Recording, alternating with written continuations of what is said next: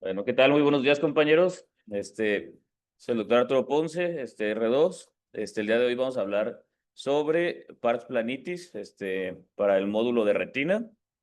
Bueno, nuestro coordinador, el doctor Edgar Carvajal, y ahorita se encuentra con nosotros también como coordinador el doctor Víctor Galindo, fellow de retina, ¿de acuerdo?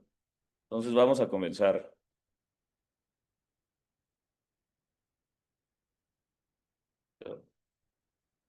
Bueno, pues para entrar en el tema de pars planitis, pues hay que hablar un poco sobre uveitis intermedia. La uveitis intermedia, pues bueno, va a ser un grupo etario de enfermedades inflamatorias intraoculares, donde la inflamación que se va a generar en esta patología va a ser principalmente a nivel de la retina periférica y del vítreo. De acuerdo, hablando propiamente de la pars planitis, esta inflamación se va a originar principalmente en el vítreo, ahí es donde se va a originar, y posteriormente, pues bueno, va a afectar otras estructuras como la retina periférica e inclusive, pues bueno, algunas otras estructuras del segmento anterior, pero principalmente vítreo y retina periférica, ¿de acuerdo? También, pues bueno, puede estar asociada a complicaciones graves que pueden llegar a causar ceguera si esta no se diagnostica o se trata a tiempo. Por eso, pues es sumamente importante, pues detectarla, ¿no? Hablando ya como tal de la pars planitis, pues bueno, como lo mencionamos ahorita anteriormente, se va a entrar dentro de la clasificación de las uveitis intermedias. Anteriormente es como que no se hacía tanto esta diferenciación, pero hoy en día pues sí está bien establecido que es un tipo de uveitis intermedia, ¿de acuerdo? En general, bueno, se considera que es un subtipo de uveitis intermedia que va a ser idiopático. ¿Y a qué me refiero con que va a ser idiopático? O sea que para que nosotros podamos pensar en parsplanitis, es un tipo de uveitis intermedia que no tenga una causa principal, ¿de acuerdo? O sea, no puede ser secundaria a ninguna infección, ni alguna otra enfermedad sistémica que sea de tipo autoinmune o lo que sea.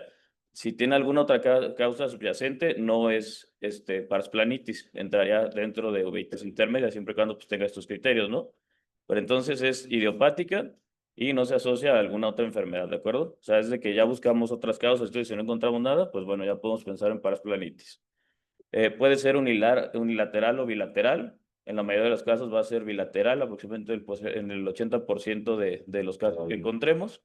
Y pues bueno, se va a dar principalmente por acumulación de células inflamatorias en el vítreo y exudados que pueden estar a nivel de pars plana y puede haber también vasculitis, ¿de acuerdo? Ahorita vamos a hablar de todos estos datos un poco más adelante. Y bueno, hablando un poco sobre la epidemiología, las uveitis intermedias representan aproximadamente el 20% de todas las uveitis. Hablando propiamente de la pars planitis, es el tipo de uveitis intermedia más común y realmente no se han encontrado diferencias geográficas o raciales así de importancia. Sin embargo, sí es importante mencionar que hay dos principales grupos etarios en los que vamos a encontrar esta patología, que es principalmente en pacientes de 5 a 15 años y en adultos de 20 a 30 años. En general va a ser una patología pues, inflamatoria que va a afectar principalmente pacientes jóvenes. Y de hecho es la causa de uveitis más frecuente que podemos llegar a encontrar en pacientes pediátricos. Así que sí es muy importante pues buscar esta patología, ya que normalmente lo vamos a encontrar como un hallazgo incidental. Ahorita que hablemos un poco más de las características clínicas, vamos a hablar sobre esto, pero en general va a ser pues en pacientes jóvenes, pediátricos, y lo vamos a encontrar como un hallazgo incidental, ¿de acuerdo? Ujú. Bueno, hablando un poco más sobre la epidemiología, la media de inicio va a ser a los 6 años, la media del diagnóstico es aproximadamente a los 7,8 años de edad. La incidencia es más frecuente en hombres, con un 5 a 1. Va a ser, como ya les comentaba, bilateral en el 80% de los casos. Y inicialmente vamos a poder observar bancos de nieve, que va a ser alguno de los datos característicos que vamos a observar, junto con otros que también vamos a mencionar ahorita, pero normalmente los podemos observar en un ojo. Sin embargo, aunque lo encontramos de forma bilateral, es importante mencionar que aproximadamente un tercio de todas las pars planitis sí, de las pars planitis que llevamos a diagnosticar en un solo ojo, en un aproximado de 3 años, puede evolucionar a ser bilateral y más si no se le da tratamiento en ese momento. Mm. Bueno, hablando sobre su etiología, realmente aún no se ha esclarecido así totalmente cuál es la causa de esta afectación. Sin embargo, pues bueno, hay dos principales pues factores que se cree que son los que lo originan, que va a ser un componente hereditario y un componente autoinmune. Ahorita vamos a hablar más de esto, pero hablando ahorita sobre la histopatología, pues vamos a encontrar que una de las principales factores que se ha visto que pueden causar esta inflamación es la inflamación producida a nivel del sistema venoso de la retina. O sea, se va a empezar a generar inflamación en esta área que va a después generar inflamación en otras áreas, ¿no? Vamos a encontrar envainamiento, bueno, hablando un poco sobre los hallazgos histopatológicos que vamos a encontrar envainamiento perivascular, linfocítico e infiltrados inflamatorios de la pared de los vasos retinianos, ¿de acuerdo? Y principalmente va a afectar las venas generando flebitis y normalmente este tipo de inflamación vascular no lo vamos a encontrar tanto en el tracto uveal, ¿de acuerdo? Y hablando sobre estos infiltrados que vamos a encontrar en la pars plana y en los vasos, van a ser principalmente células T, que pueden ser CD4 o CD8, células B y macrófagos, ¿de acuerdo? O sea, esto es lo que vamos a encontrar principalmente en las regiones donde encontremos la inflamación. Bueno, aquí lo que les comentaba sobre la etiología puede ser principal, bueno, se cree que es de tipo autoinmune o genética. Hay estudios pues que sugieren esto, sin embargo, como les comentaba, todavía no está bien definido así cuál es la causa exacta de esta patología. ¿Por qué se cree que es autoinmune? Pues bueno, porque se ha encontrado cierta predisposición inmunogenética. Realmente no, como les comentaba, no se ha encontrado realmente a qué patología de tipo autoinmune está directamente asociada. Sin embargo, se cree que esta inflamación pues, es secundaria a antígenos autoantígenos oculares que están todavía desconocidos. Y estos autoantígenos van a desencadenar una respuesta inflamatoria. Sin embargo, pues el estímulo como tal, todavía se desconoce un poco, ¿no? Y hablando de la etiología genética, esto es porque, bueno, esto sí se ha estudiado también, o sea, sí hay ya artículos donde sí lo mencionan, que se ha encontrado alguna relación entre algunos tipos de alelos específicos del sistema HLA-DRB, que es pues son antígenos que forman parte del complejo mayor de histocompatibilidad. O sea, esto sí se ha encontrado que si llegas a presentar alguno de estos alelos, tienes mayor probabilidad de que puedas presentar algún tipo, bueno, que puedas presentar Barth planitis. ¿De acuerdo? Entonces, pasando a la parte, pues ya de las características clínicas, en su gran mayoría, pues se puede presentar de forma asintomática, ¿de acuerdo? Normalmente va a ser un hallazgo que vamos a encontrar de forma, incidental, sobre todo en los pacientes pediátricos. Esto qué quiere decir que a lo mejor va a llegar el paciente pediátrico por alguna otra causa de revisión y a la hora de llevar a cabo una exploración, pues, detallada, podemos encontrar algunas alteraciones que nos sugieran esta patología, pero en general puede ser asintomática, ¿de acuerdo? Uno de los principales características que vamos a encontrar va a ser la disminución de la agudeza visual, aproximadamente en el 66% de los pacientes, y también podemos encontrar miodesopsias. Puede haber también desviación ocular y sí puede haber obviamente inflamación del segmento anterior. Esta va a ir desde leve a moderada. O sea, podemos llegar a encontrar celularidad, podemos llegar a encontrar hiperemia conjuntival, etcétera. Sí se pueden presentar, pero no es así como que lo más característico. No es como que si llega un paciente con pars planitis, vamos a pensar que va a llegar con el ojo hiperémico, celular, etcétera. Sí lo podemos llegar a encontrar alteraciones en segmento anterior, pero sobre todo ya en estadios más crónicos. Pero inicialmente es asintomático y pues puede evitar con disminución de agudeza visual y miodesopsias importantes. ¿De acuerdo? También pues alteraciones del segmento anterior, como les comentaba, podemos tener sinequias anteriores y posteriores, obviamente ya hablando de una etapa más crónica, y los pacientes pueden llegar a referirlo como una mancha blanquecina, que se puede ver en la córnea, que esto también nos va a hablar de cronicidad. Esta mancha blanquecina, pues bueno, podemos pensar, o se puede ver a una queratopatía en banda, que es una de las complicaciones que puede llegar a surgir de este estado inflamatorio crónico, o una endotelopatía autoinmune, que bueno, la queratopatía en banda básicamente, y bueno, además van a ser por acumulación de depósitos de inmunocomplejos a nivel de la córnea, ¿no? Por ejemplo, en el caso de la endotelopatía, pues a nivel del endotelio. Y estas las vamos a poder observar, pues, a la hora de revisar el segmento anterior. Aquí en la imagen superior vamos a observar la queratopatía en banda, que va a ser todas estas zonas de opacificación que generalmente van a a presentarse de la periferia. Sin embargo, también, pues bueno, pueden afectar regiones centrales y pues también obviamente nos va a afectar la agudeza visual de forma importante.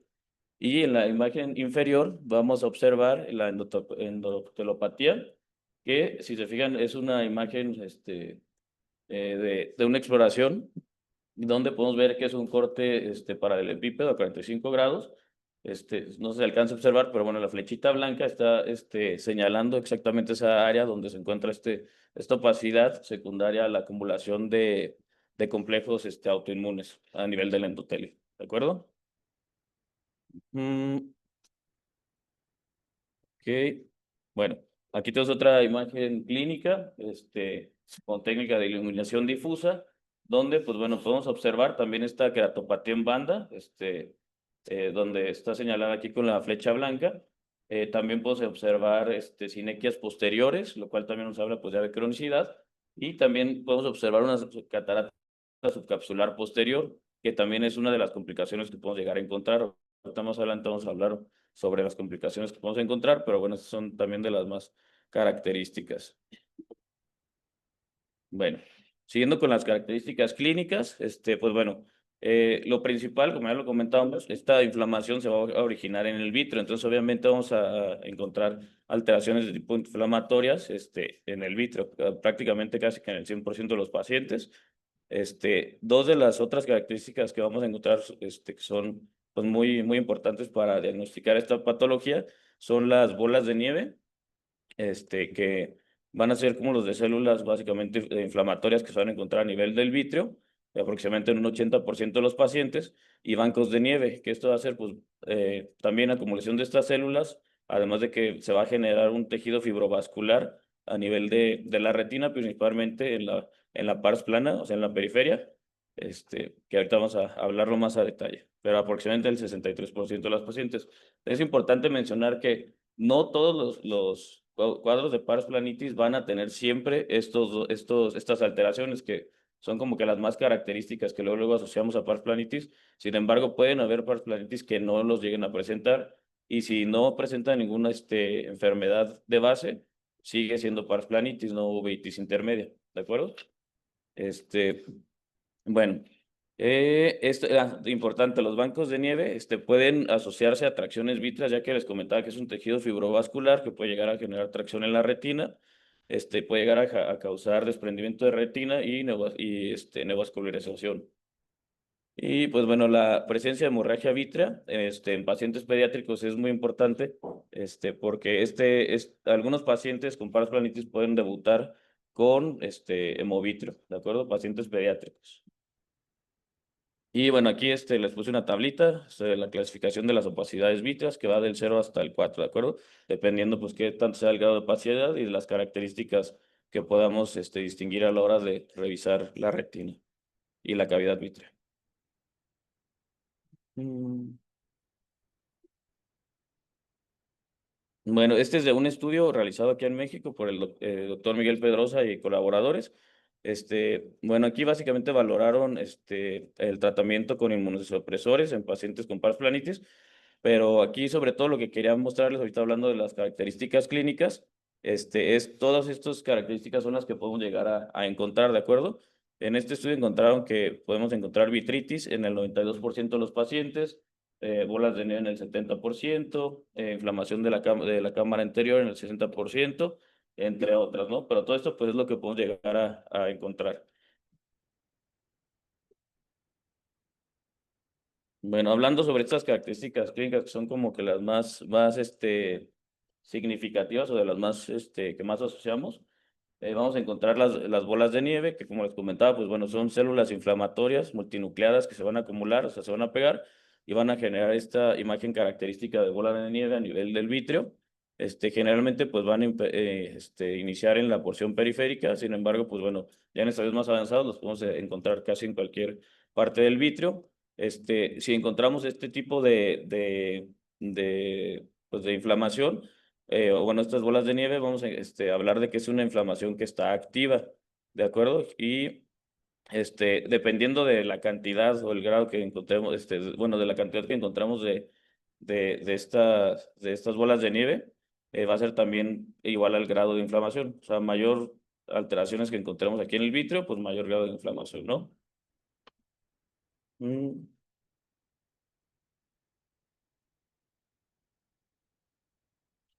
Bueno, hablando sobre los bancos de nieve, pues este también va a ser acumulación de células inflamatorias que va a ayudar a que se genere exudados y tejido fibrovascular, que normalmente lo vamos a encontrar en la retina periférica, pues a nivel de la pars plana. Nos vamos a observar como exudados blanquecinos sobre elevados, que normalmente van a iniciar en sectores inferiores, pero sin embargo estos conforme continúe esta inflamación pueden llegar a extenderse hasta 360 grados sobre la pars plana, y esto ya que se haya extendido 360 grados, bueno, se llama membrana ciclítica, de lo cual vamos a hablar ahorita más adelante, pero bueno, puede llegar a generar membrana ciclítica, que pues es todavía algo un poquito más, más complejo, porque nos puede generar otras complicaciones que pueden ser bastante delicadas, ¿de acuerdo? Y pues bueno, como les comentaba, es tejido fibrovascular que puede llegar a causar hemovitro, desprendimiento de retina, entre otros, ¿no? Y también importante, muchas veces pueden llegar a presentar hemovitrio, sin embargo, no siempre cuando lleguen a presentar hemovitrio va a ser específicamente porque hay neovascularización, puede ser también porque estas bancos de nieve generen tracción en la retina y pues haya sangrado, ¿no? Entonces puede ser por ambas causas. Bueno, también otro dato característico que vamos a encontrar va a ser la vasculitis. También lo vamos a encontrar que aproximadamente el 90% de los pacientes. Y pues bueno, aquí vamos a encontrar exudación y células inflamatorias en los vasos retinianos.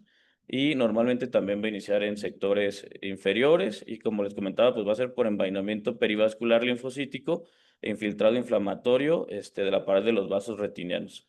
¿De acuerdo? Y pues bueno, aquí en la imagen podemos observar estos vasos que ya presentan vasculitis, donde realmente pues, se pierde el trayecto normal del vaso, y podemos observar estas áreas blanquecinas que pues nos sugieren estos infiltrados inflamatorios ya en el vaso. ¿Mm? Bueno, hablando sobre la membrana ciclítica, que es lo que les comentaba, es cuando los bancos de nieve ya se extienden 360 grados en la retina.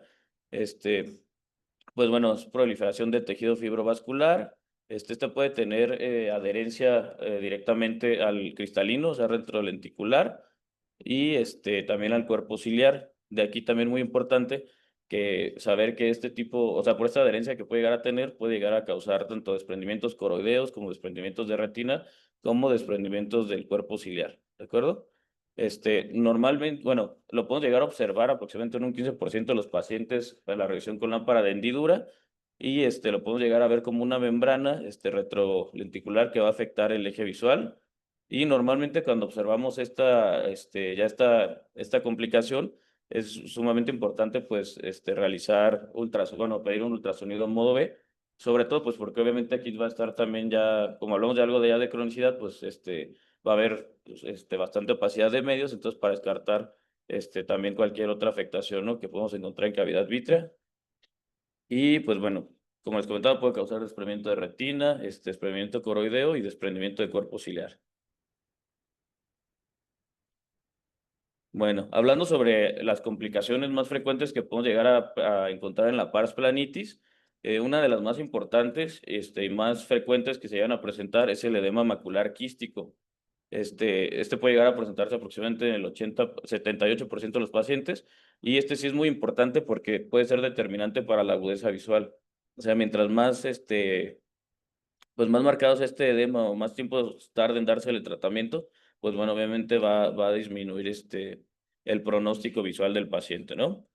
Y bueno, casi siempre vamos a encontrar junto con este edema macular quístico, hiperemia de papila, ¿de acuerdo? Porque muchas veces este edema macular, no lo vamos a poder ver a simple vista durante la revisión oftalmológica, ¿no? O sea, durante la revisión de fondo de ojo, entonces también muchas veces es importante por esto pedir OCT. Ahorita vamos a hablar también de eso. Y bueno, otra de las complicaciones más frecuentes que podemos llegar a encontrar es la catarata cortical, o subcapsular posterior, aproximadamente en el 47% de los pacientes. Podemos llegar a encontrar neovascularización en los bancos de nieve, como mencionamos anteriormente, y puede haber desprendimientos de retina tanto traccionales como regmatógenos. También algunas literaturas mencionan que puede llegar a haber algunos tipos de desprendimiento de retina que no son ni regmetógenos ni traccionales, que son más bien por exudados inflamatorios, que en algunas ocasiones pueden llegar a resolver solos, ¿no? Pero pues bueno, obviamente si fuera traccional regmetógeno, pues se tiene que dar tratamiento. También vamos a hablar más adelante de esto. Y pues bueno, podemos encontrar hipertensión ocular y glaucoma. También la literatura mencionaba que la gran mayoría de los pacientes con pars planitis pueden llegar a presentar elevación de la presión ocular, o sea, hipertensión ocular, en algún momento durante la presentación de la enfermedad. Sin embargo, no todos van a desarrollar glaucoma. Aproximadamente un 7.4% va a desarrollar glaucoma. Este puede ser de ángulo abierto o ángulo cerrado y normalmente puede estar asociado al uso crónico de esteroides. Hay que recordar que anteriormente es como que la piedra angular del tratamiento eran los esteroides. Este, Actualmente ya no lo es y es súper importante, pero es más bien ya orientado a los inmunosupresores, ¿no? Pero ahorita vamos a hablar también de eso. Ujú. Ok, bueno, algunos de los estudios que nos pueden llegar a orientar, bueno, ayudar o orientar al diagnóstico, pues vamos a hablar un poco de esto. Realmente el diagnóstico que se hace, pues, básicamente es por exclusión. O sea, no hay como tal un estudio que nos determine que es pars planitis. Sin embargo, tenemos que descartar todas las otras patologías que están asociadas, a uveitis intermedia, como pueden ser infecciosas, o autoinmunes, por ejemplo, sífilis, esclerosis múltiple, entre muchas otras. Entonces, siempre que ya habíamos hecho todo este gabinete de estudios, todo eso, y realmente no encontramos una causa subyacente que nos pueda originar esta inflamación, pues bueno, ya podemos decir que es pars planitis, ¿de acuerdo? Si llegáramos a encontrar alguna otra causa que está originando la pars planitis, pues más bien sería una uveitis intermedia secundaria a, pues no sé, alguna patología inflamatoria o alguna patología infecciosa. Y pues bueno, también estos estudios nos van a ayudar a descartar la etiología y determinar la gravedad de la afección. Mm,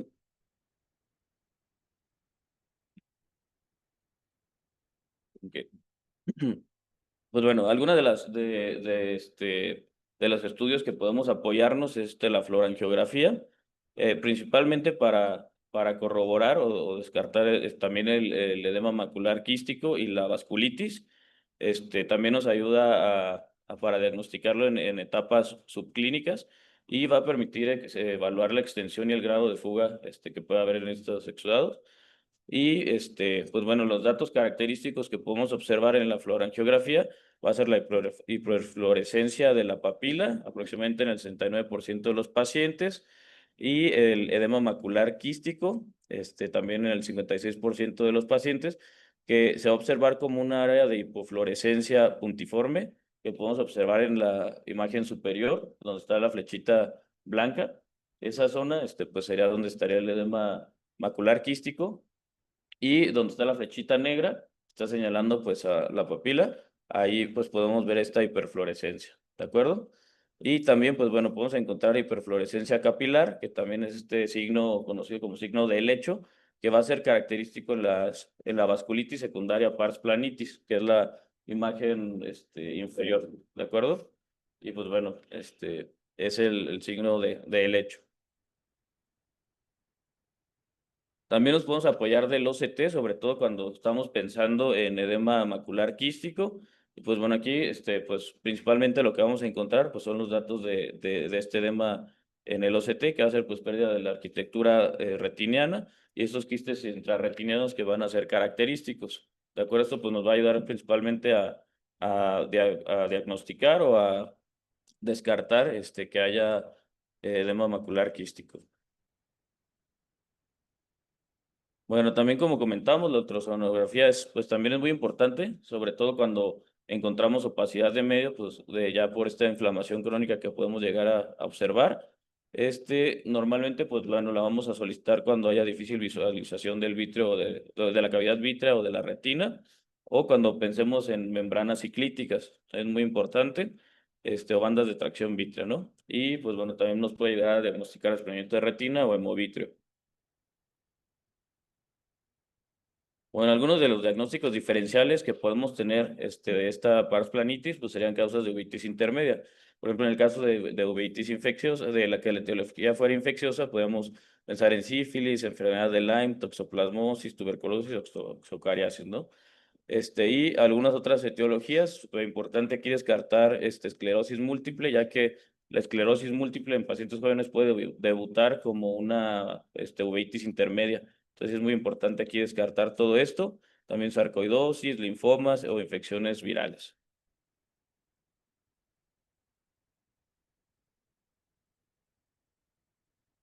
Bueno, ya hablando sobre el tratamiento, pues hay tres principales objetivos, ¿de acuerdo?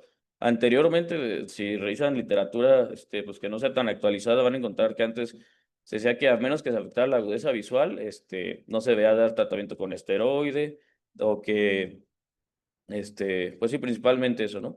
Pero, o que el objetivo como tal no era, quitar todos los signos de inflamación, pero hoy en día más bien ya va orientado a quitar totalmente la inflamación, ¿de acuerdo? Entonces los objetivos principales va a ser controlar en su totalidad la inflamación ocular, prevenir la recurrencia y disminuir la pérdida de visión o las complicaciones secundarias a esta patología, ¿no? Para poder iniciar tratamiento es súper importante, pues bueno, ya haber descartado todas las otras causas que mencionamos anteriormente, ya que si en algunos casos, si damos algunos tratamientos pensando en que es uveitis, en pars planitis y resulta que tiene alguna otra causa subyacente, vamos a inclusive empeorar la inflamación, ¿de acuerdo? Entonces es súper importante ya haber descartado todo antes de iniciar el tratamiento. Y bueno, estos son los pasos de Kaplan, que era básicamente como en lo que se basaba el tratamiento. Es un tratamiento escalonado, que se utilizaba pues para irle dando seguimiento a las uveitis, digo, a las varflanitis, perdón. Sin embargo, ahorita sí se siguen usando pues muchos de las, pues de los tratamientos que encontramos en esta línea. Sin embargo, ahorita ya no es como tal que se tengan que ir siguiendo así paso por paso, ¿de acuerdo? O sea, hay veces que dependiendo del grado de inflamación o de la respuesta del paciente, pues se pueden, utilizar alguna de estas herramientas, pues en diferente orden, ¿no? Por ejemplo, los pasos de Kaplan referían que se debía iniciar con, esteroide periocular, cada 2 semanas, pudiendo usar triamcinolona, ¿de acuerdo? Esto pues podría ser transeptal o subtenoniano, ¿no? Posteriormente, si se aplicaban tres inyecciones pues perioculares de esteroide y no había mejoría, se podía iniciar AINE sistémico. De acuerdo, aquí también súper importante mencionar que el tratamiento todavía se utiliza obviamente el esteroide, ¿no? Pero el tratamiento con AINE, digo, perdón, con corticoides, ahorita también lo vamos a mencionar más adelante, es súper importante que sea en base al kilo y al peso, al kilo y sí, al peso por día del paciente, ¿no? Porque si no, pues bueno, sobre todo los pacientes pediátricos, puede llegar a desarrollar síndrome de Cushing o algunas otras alteraciones, ¿no? Entonces, bueno, después, si no había mejoría con la sexta inyección pericular, se podía pensar en crioterapia, en la pars plana o láser selectivo, lo cual, pues bueno, actualmente ya no se utiliza la crioterapia porque ya se ha observado que puede acelerar las complicaciones, inclusive dar desprendimiento de retina porque es muy, muy agresivo. La fotocoagulación selectiva sí se llega a utilizar sobre todo cuando hay nevascularización. Y si no, pues bueno, podemos empezar así, es vía oral o inmunosupresores o agentes biológicos o inclusive vitrectomía, ¿no? Los agentes biológicos pues se refiere principalmente a los inmunomoduladores, como el metotrexate. Entonces, actualmente ya básicamente los agentes biológicos estarían casi hasta arriba de esta cadenita. Entonces, por eso les comentaba que sí se sigue usando, pero a lo mejor ya no en esta secuencia. Y pues bueno, la vitrectomía también sí se puede llegar a usar y sí se ha encontrado que sí ayuda a mejorar la inflamación y todo, pero en general no se recomienda como para uso así en todos los pacientes, ¿no? A menos que realmente pues haya una causa justificable. Bueno, ahorita vamos a hablar de todo esto un poco más. Bueno, y también aquí, pues todavía no se ponían la terapia biológica como el infliximab y algunos otros que vamos a mencionar. Pues aquí todavía como que no estaba tan estudiado, pero ahorita sí ya está estudiado y se puede llegar a utilizar sobre todo en casos, pues que no responden bien al tratamiento, ¿no? Tanto al tratamiento con esteroide como al tratamiento con inmunomoduladores. Bueno, hablando sobre bueno, hablando ya de uno por uno por los tratamientos que podemos llegar a utilizar, el esteroide tópico realmente, pues bueno, nos puede servir sobre todo si hay inflamación a nivel del segmento anterior. Sin embargo, pues realmente no va a tener efecto en el segmento posterior. Entonces, pues realmente, o sea, sí nos funciona, pero solo si hay datos de inflamación en el segmento anterior. Y pues obviamente, pues hay riesgo también de desarrollar catarata y glaucoma por el uso crónico de esteroides. El corticoide periocular, que ya lo mencionamos anteriormente, pues bueno, este puede ser administrado vía transeptal o subtenoniana. Y pues anteriormente se menciona que en casos bilaterales con inflamación moderada a grave, ¿no? Y el corticoide sistémico, pues como les mencionaba, tiene que ser obviamente en base al peso del paciente y se tiene que dar de forma dosis reductiva, ¿no? También pues para evitar complicaciones secundarias del uso del esteroide. Y se puede dejar después de haber como que resuelto la fase más aguda de la inflamación. Normalmente se deja una dosis de mantenimiento. Hablando sobre los inmunosupresores, pues normalmente se pueden dar de manera simultánea con los corticosteroides y el más utilizado pues es el metotrexate, ¿de acuerdo? También hay otros como la azatioprina y pues nos ayuda bastante a disminuir el uso de esteroides, de hecho se les conoce como ahorradores de esteroide también, ¿no? Y pues bueno, al usar este tipo de tratamientos hay que estar realizando pues pruebas de laboratorio y todo esto pues para checar que no haya ninguna otra alteración secundaria al uso de estos. Y pues es por tiempo prolongado su uso. Los agentes biológicos, pues actualmente se ha utilizado sobre todo el infliximab y el adalimumab, que son, son antifactores de necrosis tumoral, ¿de acuerdo? O sea, los dos pues dan buena respuesta, eso sobre todo se guardan para pacientes que no han tenido pues buena respuesta a los tratamientos que ya mencionamos anteriormente, y se ha visto que el adalimumab tiene un poco de mejor respuesta, sobre todo para evitar la recurrencia de la inflamación. Y bueno, hablando sobre la crioterapia y la fotocoagulación, ya les mencionaba que la crioterapia ya no se utiliza, sobre todo porque puede generar pues aceleración de las complicaciones e inclusive pues puede llegar a presentar desprendimiento de retina secundario a la crioterapia, ya que pues es muy agresiva. Y la fotocoagulación pues sí se utiliza sobre todo cuando hay neovascularización en la base del vítreo. Aquí sí pues, se sigue utilizando. ¿De acuerdo? Y bueno, la vitrectomía, pues sí puede llegar a ayudar a mejorar el edema macular, y a disminuir el proceso inflamatorio. Sin embargo, pues no se recomienda así realizarlo de manera rutinaria, más que cuando sí esté justificado, por ejemplo, en desprendimientos de retina, hemovitreos persistentes que lleven más de 3 meses, sobre todo en pacientes pediátricos, sobre todo pues para evitar pues por ejemplo, desarrollar alguna ambliopía o algo así secundario a deprivación, ¿no? Pero sí se utiliza. Y pues bueno, ya sería todo. También, pues obviamente, en cuanto a las complicaciones, pues el tratamiento sería, por ejemplo, si hay catarata, pues bueno, retirar la catarata. Si llega a haber algún glaucoma, pues también puede haber cirugía para glaucoma, ya dependiendo, pues, de otras complicaciones que llegue a tener el paciente. Y pues bueno, sería todo. ¿Alguna duda?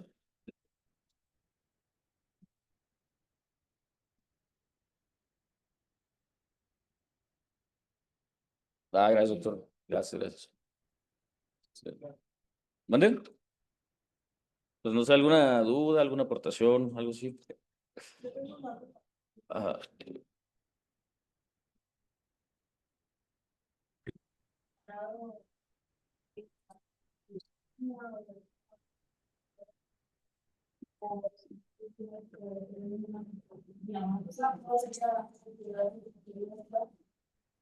¿Puedes repetir la pregunta? Pues, bueno, ahí, o sea, aquí hay que recordar que lo más importante, o sea, para hablar de qué es una parsplanitis es dónde se originó la inflamación. O sea, sí, claro que sí puede haber inflamación en el polo posterior o inclusive datos de uveitis anterior, pero, o sea, aquí el nombre se le pone porque la inflamación empezó en el vítreo y que no se haya encontrado alguna causa subyacente, pero sí puede haber todo eso. Sí.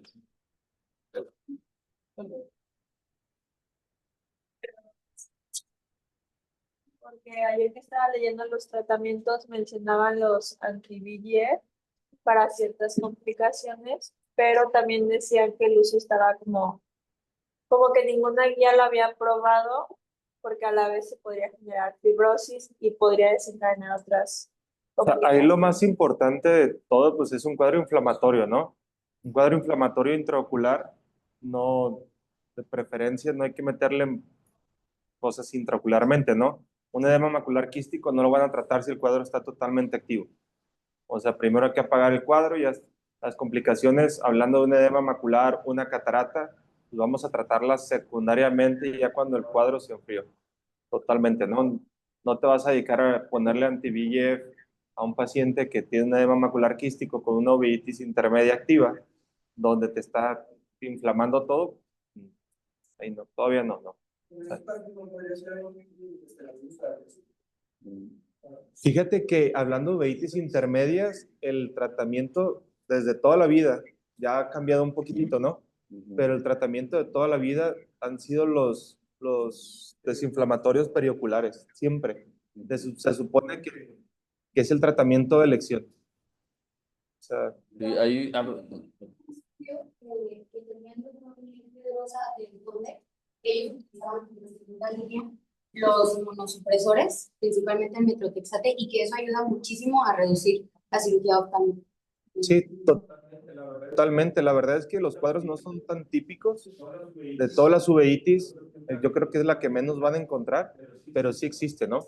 O sea, sí, sí hay varias. A lo mejor de aquí ya les ha tocado ver a varios una uveitis intermedia o una pars planitis, pero se me fue el rollo.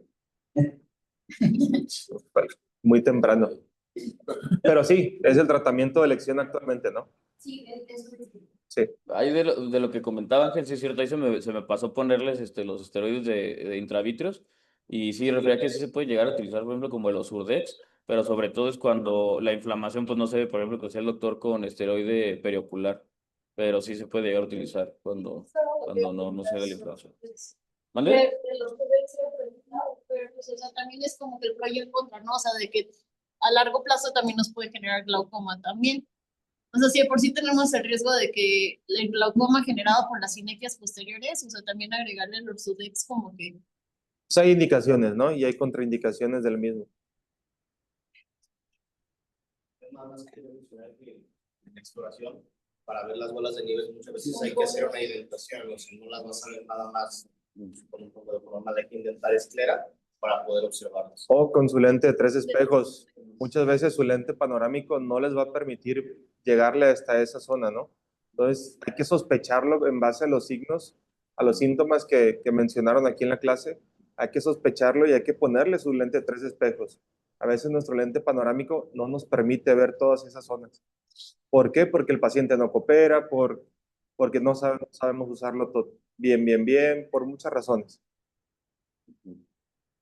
También otra cosa es que cuando solamente veamos las bolas de nieve, quiere decir que está comenzando, que está en pasado. Cuando ya vemos bancos de nieve, quiere decir que ya hay una formación de colágeno y esos bancos ya están compuestos de material fibril. Ya nos está hablando de que ya es un poquito más crónico el cuadro. ¿Hay más? Y de ahí en fuera, pues es mucho tratar las complicaciones, ¿no? Si todas esas membranas ya les desprendieron el cuerpo ciliar, pues bueno, ¿qué creen ustedes que hablando los de investigación, qué creen que va a pasar si se desprende el cuerpo ciliar?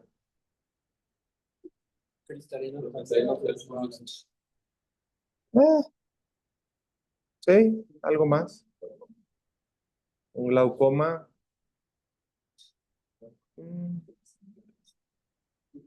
¿Alguien más? ¿Cuerpo sería por completo así todo? Sí. No hay producción de moratón. Exacto.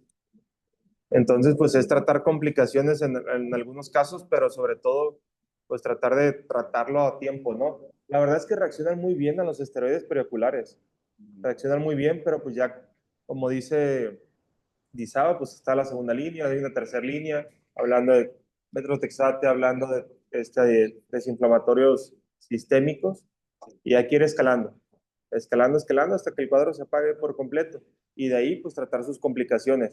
Obviamente no se van a esperar a bajar la presión intraocular en un paciente hasta el final, pues no, ¿verdad? Se trata en conjunto todo esto.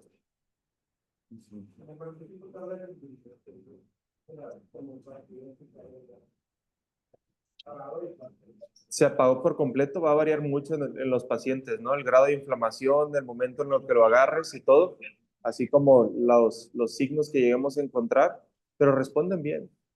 La verdad es que responden bien. Mencionar algo. Bueno, con la clase muy buena. Lo único que daría de aporte es, sí, básicamente es una enfermedad de descarte, descartar todas las otras enfermedades infecciosas de otro tipo de índole, ¿no? Y ya una vez que llegamos, decimos, bueno, es esto, ¿no?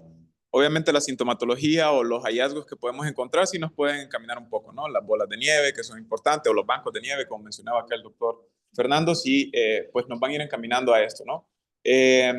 Tenemos que ir pensando también en los grupos etarios. Si lo vemos en 20, 40 años, podría ser, pero si lo encontramos arriba de los 70 años, incluso podríamos ir pensando en un linfoma intraocular. Entonces también serían formas de descarte. Todavía la fisiopatología, pues se desconoce mucha de ella. Es un proceso inflamatorio que, o por qué, todavía no se sabe pues la causa específica. Hay que ayudarnos con un reumatólogo o un médico internista, o si también tenemos acceso a un biólogo, también nos puede ayudar, ¿no? Puede generar un poquito más de información. Al fin y al cabo, si se fijan en la etapa que aguda o pues aguda ya un poquito más de tiempo, lo que nosotros vamos dando son esteroides, esteroides, esteroides, pero llega un punto donde nosotros tenemos que también ayudarnos con los inmunomoduladores o ahorradores de esteroides, ¿no?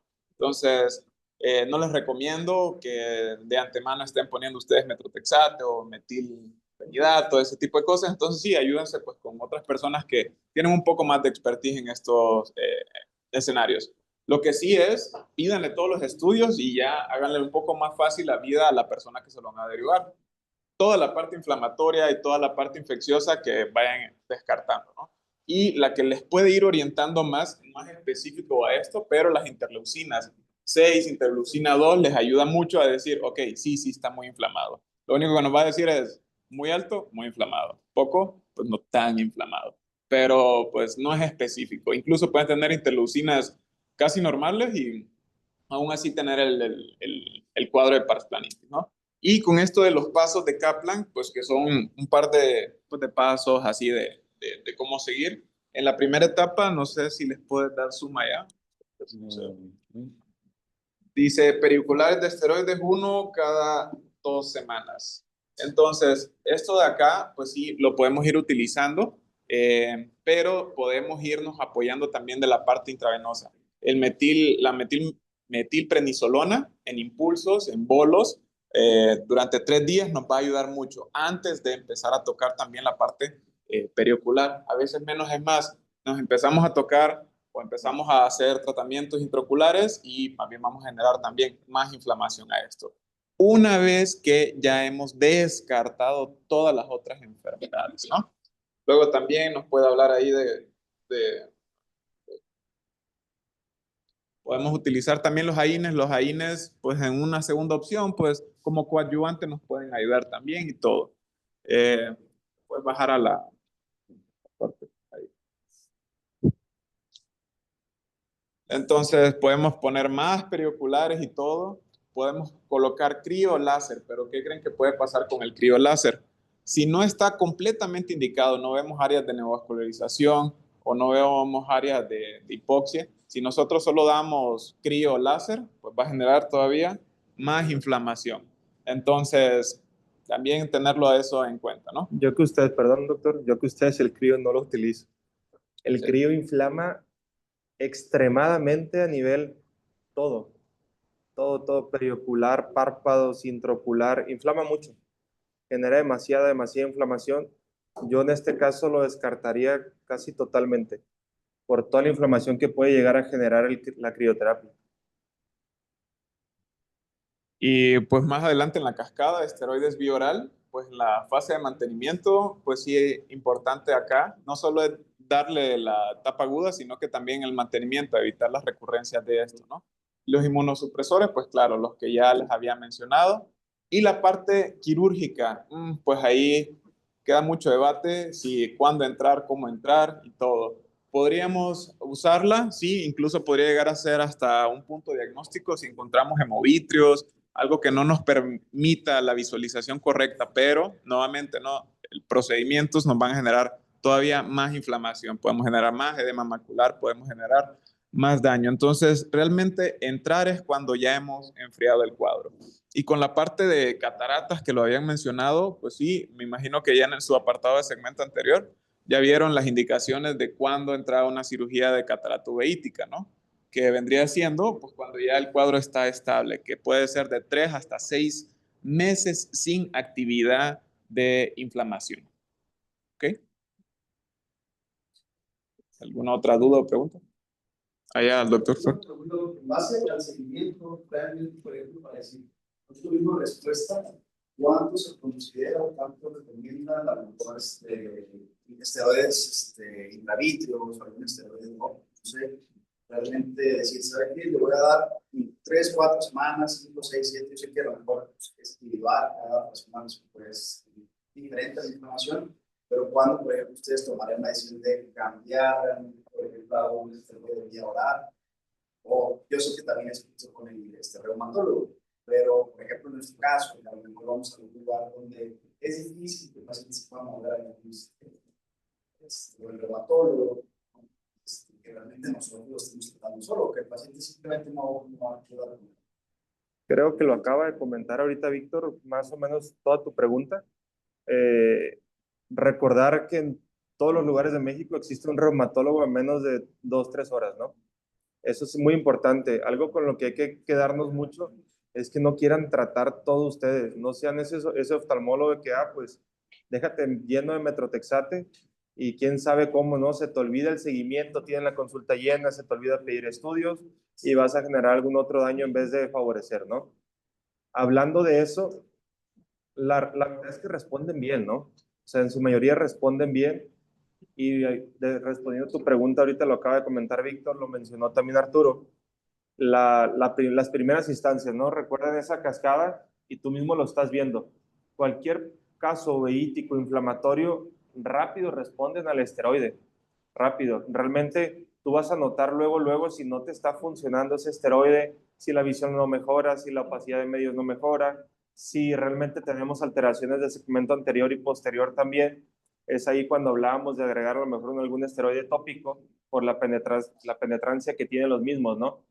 Ya hoy en día se supone que hay otros donde penetran también un poquito posterior, pero tú mismo vas a ver cómo ir escalando. O sea, tú vas a ver la poca respuesta del paciente y si como tal no hay una respuesta, tú vas a saber que sigue el siguiente paso y que sigue el siguiente paso. Algo que hacen muchos es, le pones vamos a poner, ¿no? Le pones su periocular y vengas en 2 semanas. No, realmente hay que estar siguiendo a esos pacientes, ver los efectos secundarios que vamos a tener, como picos hipertensivos, si realmente se está inflamando más. Entonces, no está funcionando ese tratamiento, hay que escalar. Escalo, no funciona, hay que escalar. ¿Ok? Pero rápido ustedes tienen que ver una mejoría, ¿no? Tal vez no al día siguiente ni en 2 días, pero dentro de la primera semana ustedes tienen que notar un cambio de ese paciente.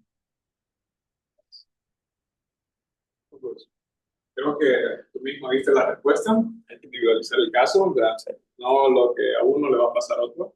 Y pues igual son casos muy atípicos, muy raros, y se pueden tener comportamientos muy diferentes. Entonces, sí, apoyarte de quien pueda, ¿no? O sea, pones una situación muy compleja de que si estoy solo, que si no sé qué, que si estoy... Pues adáptate también a tu lugar, ¿no? O sea, si tienes un reumatólogo, manda al reuma, si tienes un médico internista, el internista, si tienes un ubiólogo, el ubiólogo, a quien te pueda ayudar y apoyar, ¿no? O sea, mejor verlo también desde un punto de vista sistémico, también la parte de tienes que ponerle metilprednisolona intravenoso, pues está bien que lo estén viendo en un nivel hospitalario y no en tu consultorio, impulsos, pues, entonces sí te recomendaría pues que adáptate a donde estés, tienes acceso a alguno de estos especialistas, acércate a uno de ellos, pues también puedes acompañar también con la parte de Opta, Nubia, para ir acompañado. Y con el tiempo, pues, dice acá el doctor, pues también acoplarnos a no dejarlo solo, llevarlo de la mano, puede ser que semanal, puede ser al tercer día, dependiendo pues también del paciente, si está haciendo picos hipertensivos, si está teniendo alguna otra manifestación del segmento anterior y o posterior. Recordando que la parte del posterior te pueden generar membranas epiteliales en un buen porcentaje, entonces edemas maculares. Entonces también eso lo tienes que ir metiendo al algoritmo de tu tratamiento. Okay. Tenía esto, pero ahora también tiene edema macular. Ahora tiene neovascularización. Ahora tiene, yo qué sé, cualquier otra cosa. Hemovitro, etc. Entonces, pues sí, tienes que ir adaptándote a lo como vaya evolucionando el paciente. Entonces, así que te diga, a la semana, 2 semanas, un mes, no, sería muy, muy variado. De hecho, lo que yo he visto en consultorios privados, me empezó a este paciente con este tipo de colitis. El doctor detectó que tenía, después de que excluyó lo demás, vio que tenía datos y síntomas de vasculitis. Vimos las bolas de nieve. Y lo que hizo fue, ¿sabes qué? Conozco este reuma, ve con él y lo empezó a tratar. O sea, lo derivó. No es como que, pues es que yo te voy a tratar, yo te voy a hacer esto, pulsos de metilfenidato, un miligramo, todo eso. Lo que hizo fue, lo mandó para allá, lo controló, le dijo, vente en 3 meses. Si tú notas cambios bruscos o algo que tú creas que no está normal en tu visión, que haya cambiado rápido, vente para acá. Pero él es el que te tiene que manejar, te tiene que llevar el control. Y así fue, lo derivó con el trauma y ya los 3 meses creo que regresó y ya no está bien. Porque sí, a veces nosotros que no tenemos como la idea de, es mi paciente, yo lo voy a manejar, yo le voy a dar todo, le voy a ofrecer todo lo que yo pueda para ayudarlo. Porque realmente a veces no son los mejores en otra rama, que en este caso es pues, lo de la rama. Esa es una excelente alternativa según la patología. Ahí a lo mejor lo que yo le hubiera agregado es, no sé, vete esta semana a tratar con tu reuma, que te empiece a controlar. Yo te veo a lo mejor en 15 días. Si veo que no estás mejorando, te pongo un periocular y sigues con él. Nomás como para ayudarle ahí un poquitito, ¿no? Es a lo mejor algo que yo hubiera agregado, pero para mí es la mejor alternativa. Recuerden, no quieren tratar todo ustedes. Si es un caso de pedia y realmente no saben, no le inventen, ¿no? Mejor derívenlo.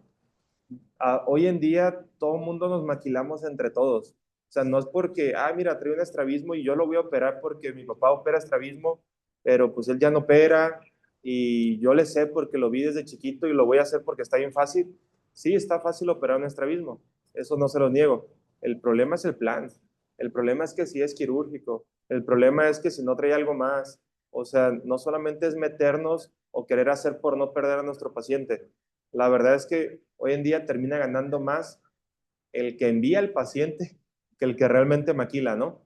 Entonces, sí, qué mejor que te lo hagan mucho mejor, el paciente esté bien y te lo regrese. El paciente lo va a agradecer mucho, mucho más. No lo quieren hacer todos ustedes. Apóyense mucho de un internista, apóyense mucho de un reumatólogo en estos casos, apóyense de alguien más o los mismos subiólogos, que la verdad son quien mejores van a tratar estos casos. Yo creo que como oportunidad de doctor mencionó que yo una vez vi un paciente que era una paciente de joven de 22 años que habló con una vasculitis, lo derivamos a rema y tenía esclerosis. Y él lo mencionó, o sea, eso fue como su primero, como dando alarma, lo Claro. estudiaron y después lo pudieron abordar de manera, pues, correcta. Sí, no, es lo mejor.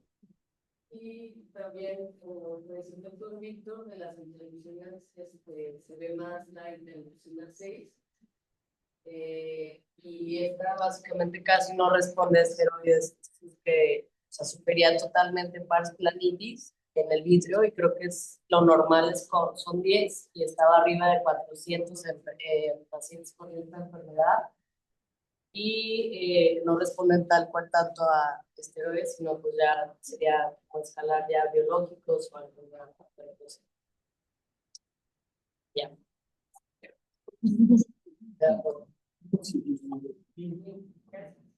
Pues muy bien, Arturo, felicidades. Gracias, doctor.